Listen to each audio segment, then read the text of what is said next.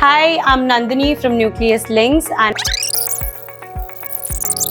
how does one decide which is the best paying network? And what if the best option keeps on changing over time? This is where Smart Redirects comes in. It empowers the publisher to test multiple deal types for a single merchant without losing their base revenue. The AI carries out efficient yield optimization on an ongoing basis at scale.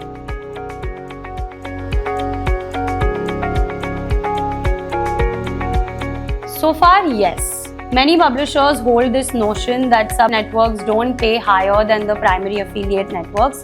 Many publishers have tested the sub-networks and realized that it's not worth their time. But sub-networks, when paired with smart redirects, can yield 30 to 120% of higher revenue. So the simple answer is yes. If implemented smartly, it can yield higher revenue. Here's the thing.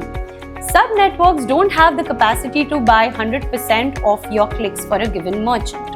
But they do have capacity to buy 10 to 50% of these clicks.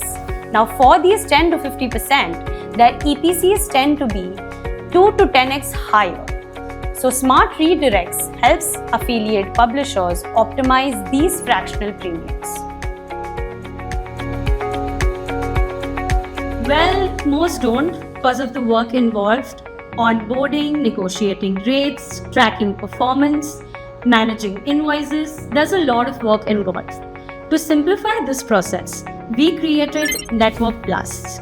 With a single contract, publishers get access to multiple networks. We do the legwork of negotiating rates, managing invoices, and do all the administrative stuff. But best of all, Network Plus seamlessly integrates with Smart Redirects, giving publishers access to immediate revenue for their existing merchants with zero hassle and zero downtime. At its core, Network Plus helps publishers quantify the value that a sub-network can bring to their revenue before investing any time or resources on onboarding or managing these network partnerships.